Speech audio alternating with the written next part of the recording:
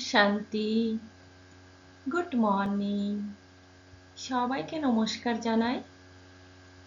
আজ 6 জুলাই 2026 সাল। আজকে আমাদের পিতা, যিনি অসীম জগতের সৃষ্টিকর্তা, তিনি আমাদের এই কলিযুগী দুনিয়ায় থাকার জন্য এক সুন্দর অভ্যেসের কথা বলেছেন। সেই অভ্যেসটি হলো ডেড সাইলেন্স, লিভিং ডেথ, অর্থাৎ জীবিত অবস্থায় অশরীরী থাকার অনুশীলন। মনোবিজ্ঞানীকে বলে মেটা অ্যাওয়ারনেস।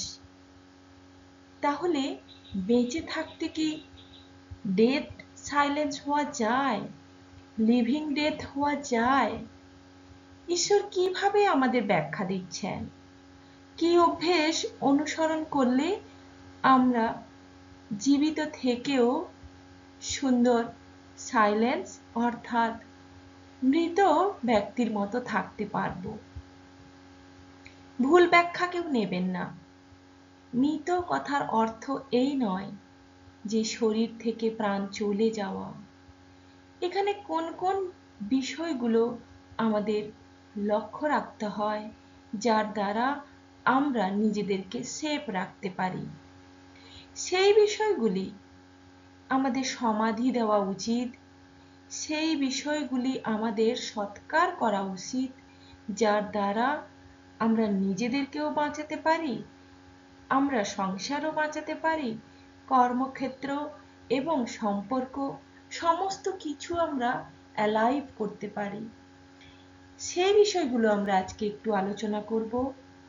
বাবা কিভাবে আমাদেরকে ডেড সাইলেন্সের প্র্যাকটিস করতে বলছেন।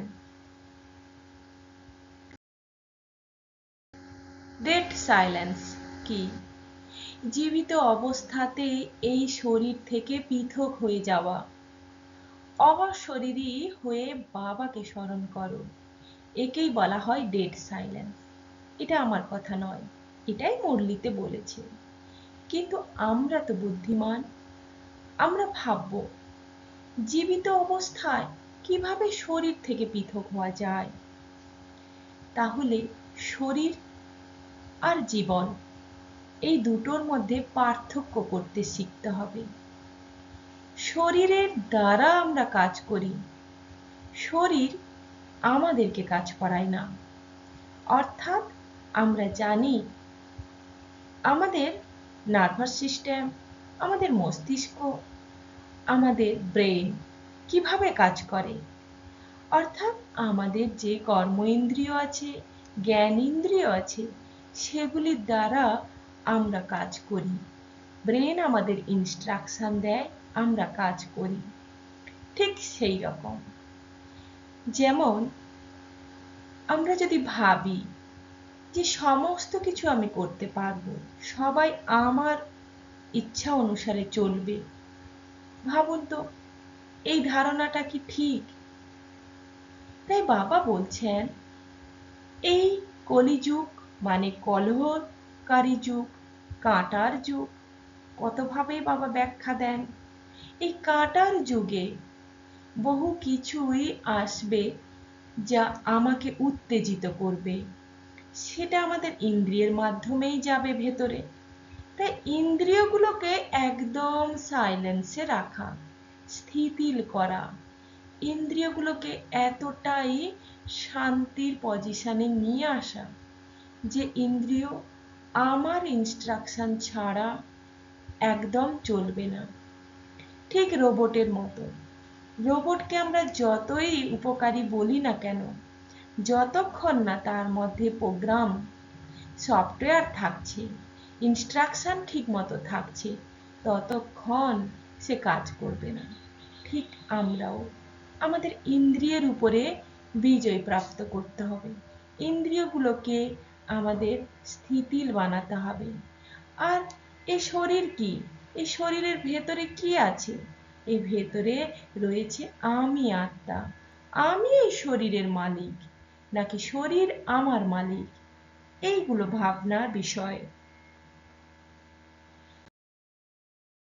জীবিত থেকেও অশরীরী হওয়া, যেটা বললাম, নিজেকে দেহ নয় আত্মা বলে অনুভব করা, শক্তি বলে অনুভব করা। দেহ সাথে কি হয়? সম্পর্ক, দেহের সাথে ভূমিকা যুক্ত হয়, পরিস্থিতির সময় বুদ্ধিকে কাজে লাগাতে হয়।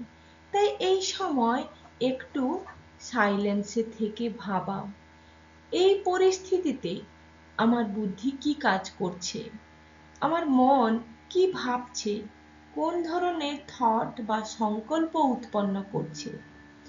সেগুলি উত্তেজনাবশত যদি হয়, সেগুলি যদি বিকার বশত হয়, তাহলে ঈশ্বর বলছে সেগুলো কোনোটাই ঠিক নয়।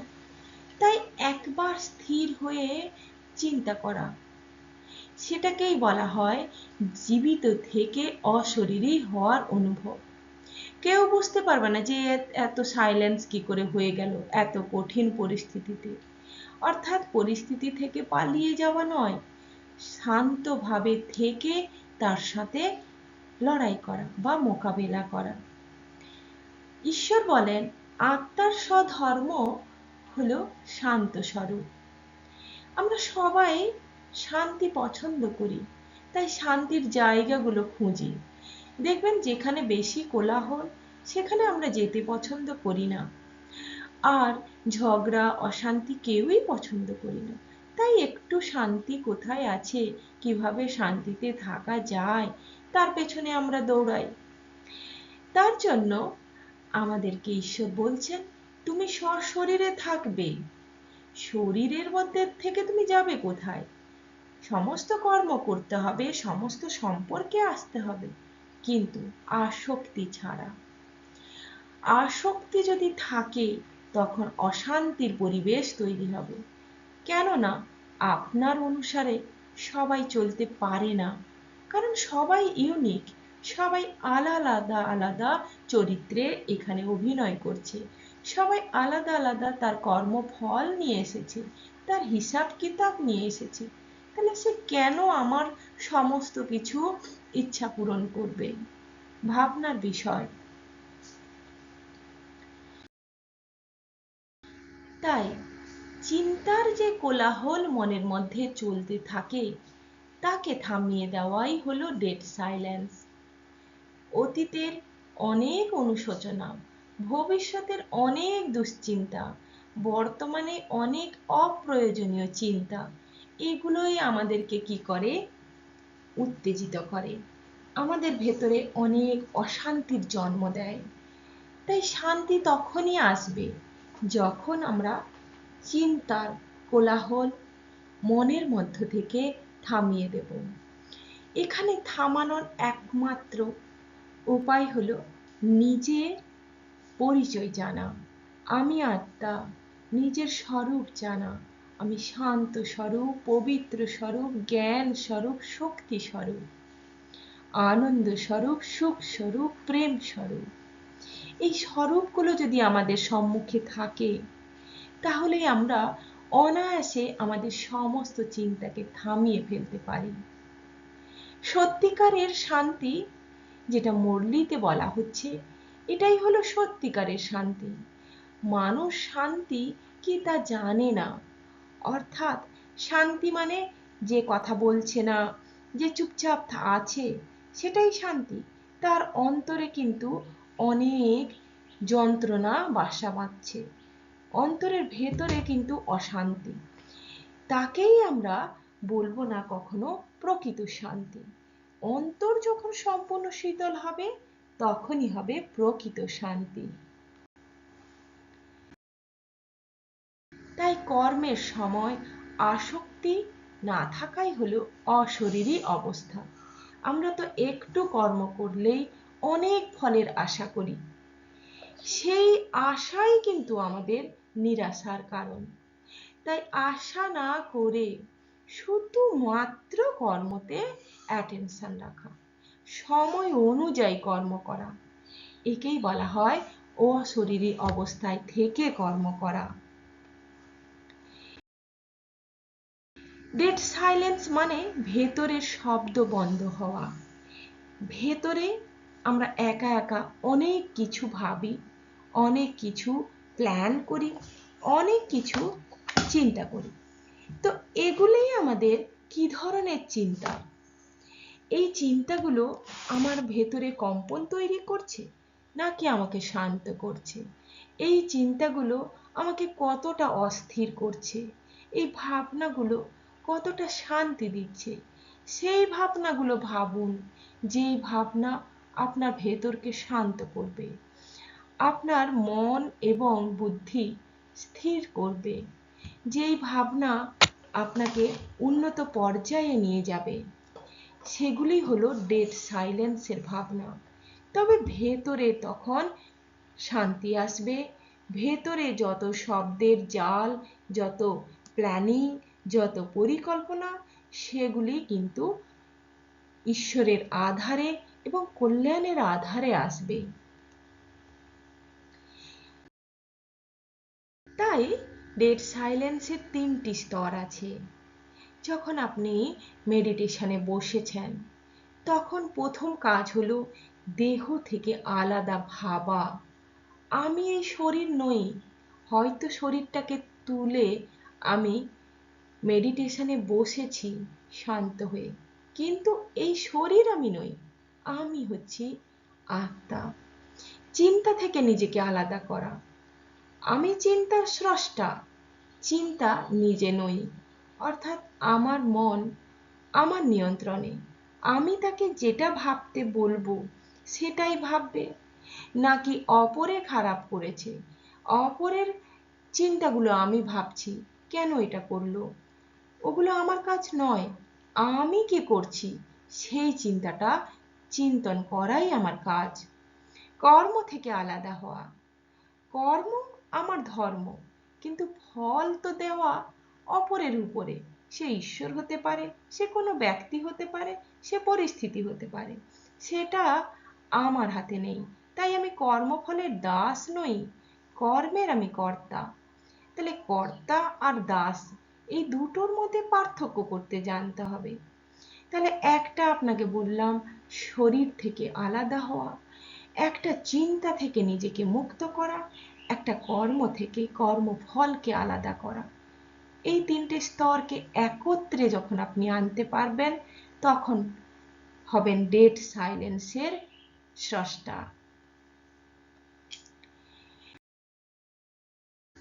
ডেড সাইলেন্সের লক্ষণ কি হবে? একজন যোগী, একজন সাধক, একজন তপস্বী যদি ডেড সাইলেন্স অনুসরণ করে, প্র্যাকটিস করে, অনুশীলন করে, তার লক্ষণ কি দেখা যাবে? দেখবেন ওই ব্যক্তি মান অপমান দুটোই ভুলে যাবে। প্রশংসায় অহংকার বা অহংকারী হবে না, তেমনি সমস্যা এলেও সে ভয় পাবে না। সফলতার অতিরিক্ত কোনো উচ্ছ্বাস থাকবে না, ব্যর্থতায় সে হতাশা হবে না।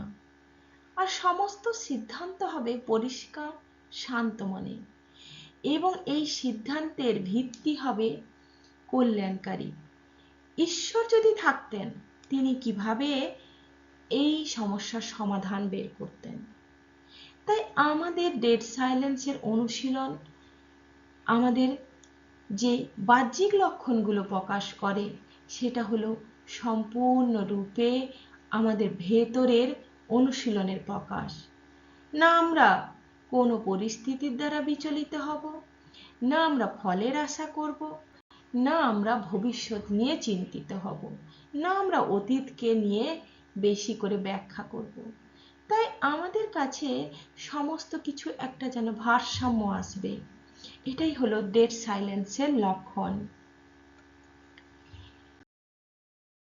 তাই জীবিত অবস্থায় মৃত্যু, লিভিং ডেথ।